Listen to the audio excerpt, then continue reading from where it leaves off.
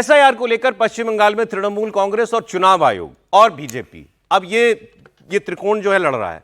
TMC का प्रतिनिधि मंडल कल दिल्ली आकर चुनाव आयोग से मिला, सीधे मुख्य चुनाव आयुक्त ज्ञानेश कुमार से मुलाकात हुई और टीएमसी ने कहा कि 2 घंटे मिले, उसमें 1 घंटा खुद ही बोले, तो हम कितना बोले होंगे।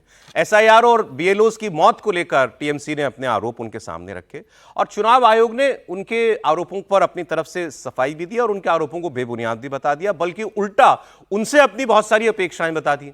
कमीशन ने तृणमूल कांग्रेस के डेलीगेशन से कहा कि वो अपनी ये सारी आपत्तियां जो है 9 दिसंबर के बाद दें, क्योंकि तब तक इलेक्टोरल रोल का पहला ड्राफ्ट तैयार हो चुका होगा। ड्राफ्ट को देख लें और उसके बाद उसमें कोई फैक्चुअल गलती हो तो वो बताएं। वो तो कोई और शिकायत करने गए थे। खैर, इसके अलावा इलेक्शन कमीशन ने और भी बहुत कुछ कह दिया टीएमसी से कि बीएलओ, ईआरओ और डिस्ट्रिक्ट इलेक्शन अफसरों को धमकाएं ना, एसआईआर की प्रक्रिया में दखल देने की कोशिश ना करें, एसआईआर की प्रक्रिया से जुड़े लोगों को बिना डर के काम करने दें। चुनाव आयोग ने टीएमसी के लोगों से यह भी कहा कि संविधान के मुताबिक सिर्फ भारतीय नागरिक वोट दे सकता है, कोई विदेशी या घुसपैठिया नहीं। तो सबसे पहले आप जरा ममता बनर्जी की पार्टी की सांसद शताब्दी रॉय को सुनिए। मिल के आई, मुख्य चुनाव आयुक्त की बात सुनी और बाहर आकर मीडिया को क्या बताया। घुसपैठिया अगर है तो त्रिपुरा क्यों नहीं, मिजोरम क्यों नहीं, अरुणाचल क्यों नहीं, नागालैंड क्यों नहीं, मणिपुर क्यों नहीं, सिर्फ वेस्ट बंगाल क्यों? और वोटर नहीं है ये बोल के हर स्टेट के जहाँ जहाँ बंगालीज लोग हैं वहाँ पे टॉर्चर हो रहे हैं।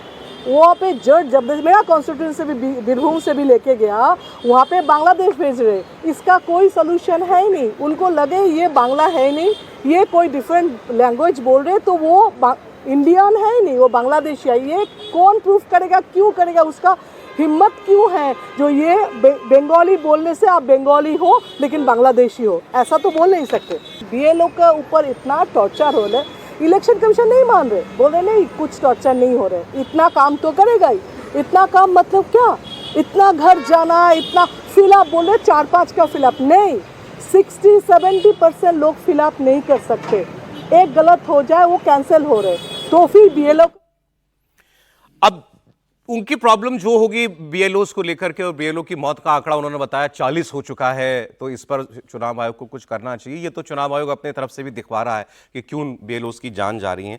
लेकिन ये जो कुछ भी झगड़ा सामने आपको दिखाई देता है, सारी पार्टियों को मालूम है कि चुनाव यही एजेंसी कराएगी, मतलब यही संस्था कराएगी, चुनाव आयोग, और ये अपने हिसाब से ही कराएगी।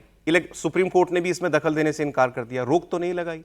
अब उनको मालूम है तैयारी करो चुनाव की। तो अपडेट ये मैं आपको बता दूं कि यहां जो भी वो इलेक्शन कमीशन से कहें, ममता बनर्जी ने अपनी पार्टी के लोगों से नाराजगी जाहिर की है और ये कहा है कि एसआईआर का काम कितना हो रहा है इस पर ध्यान दो, मतलब लोगों के वोट बनवाओ। ये ना हो कि इलेक्शन कमीशन से लड़ाई के चक्कर में जो असली काम है, चुनाव तुम्हारे हाथ से उस वजह से निकल जाए कि अपने लोगों के वोट ही नहीं बने, तुम झगड़ा ही करते रह गए। फिर दूसरी खबर यह छपी है आज अखबार में कि जो जनरल सेक्रेटरी अभिषेक बैनर्जी, उन्होंने 9 सीनियर नेताओं को कहा कि अपना बैग बांधो, ऐसे ही छपी है खबर, 9 जोड़े कपड़े डालो उसके अंदर और ग्राउंड पर जाओ और मुझे जाके एसआईआर का सारा अपडेट दो। जगह जगह जाके वॉर रूम बनाओ और मुझे अपडेट वॉर रूम से देना, पार्टी के दफ्तर से मत देना। मतलब ग्राउंड से जाकर के मुझे बताओ कि क्या इस वक्त हालत चल रही है। तो ऐसा नहीं है कि उनको नहीं मालूम कि इस एसआईआर की अहमियत हमारे लिए इलेक्शन में क्या है। समीर जी, देखिए, ये ममता बनर्जी भी अच्छे से जानती है और ये अभिषेक बनर्जी भी जानते हैं कि आप कितना भी एसआईआर को लेकर प्रश्न उठाओ, आप पहले मुख्य चुनाव आयुक्त रहे राजीव कुमार पे कितने भी आरोप लगा दो, उसके बाद ज्ञानेश कुमार जी आए, उन पे कितना भी आरोप लगा दो, बिहार में आप कितने भी एसआईआर को लेकर प्रश्न उठा दो, राहुल गांधी और तेजस्वी यादव कितने भी वोट अधिकार यात्रा निकाल दे, लेकिन चुनाव तो आपको चुनाव आयोग के नेतृत्व में लड़ना पड़ेगा और एसआईआर के जो हुआ था फाइनल, उसी पे आपको लड़ना था। तो अब ममता बनर्जी इस बात को समझ रही है कि एक विरोध करना राष्ट्रीय स्तर पर वो जरूरी है, क्योंकि ममता बनर्जी का वो स्टैंड है, तो राष्ट्रीय स्तर पर वो विरोध करेगी। राज्यसभा सांसद और उनके जो लोकसभा के सांसद है वो दिल्ली में चुनाव आयोग के खिलाफ जरूर पत्रकार वार्ता लेंगे, आरोप प्रत्यारोप लगाएंगे, लेकिन जमीनी स्तर पर जो अभिषेक बनर्जी ने कहा है कि भाई 95,000 जो बूथ है, हर बूथ के ऊपर अपना कार्यकर्ता लगाओ और बीएलओ के साथ, हर बीएलओ के साथ एक बीएलए अपना लगाओ और अपना एक भी वोट ना कटे, क्योंकि चुनाव तो हमें लड़ना ही है। एक फैक्ट और जोड़ देता हूं, और ये लोगों को समझना चाहिए कि नेता जो बात कहते हैं उसको पॉलिटिकली लिया कीजिए कि वो कुछ जो है माहौल बनाने के लिए भी कह रहा है। क्या कहा था वक्फ कानून जब बना था, ममता बनर्जी ने कहा हम अपने राज्य में इसको लागू नहीं होने देंगे। आज की खबर क्या है? 5 दिसंबर डेडलाइन है, जितनी वक्फ संपत्तियां पूरे देश में है सबको सेंट्रल पोर्टल पर, वेबसाइट पर जो है अपलोड करना है। 82,000 प्रॉपर्टियां पश्चिम बंगाल में है, अभी तक नहीं किया। अब डेडलाइन आ गई तो मानना पड़ा और आदेश जारी किया उन्होंने कि सारी प्रॉपर्टियां अपलोड करो फटाफट फटाफट। तो झगड़ा दिखाने के लिए, लेकिन अंत में करना वही पड़ा। और इस वक्त ये देखिए उत्तर प्रदेश की तस्वीर जो है ये भी बीएलओ से जुड़ी हुई है। भी यही कहा है सबको।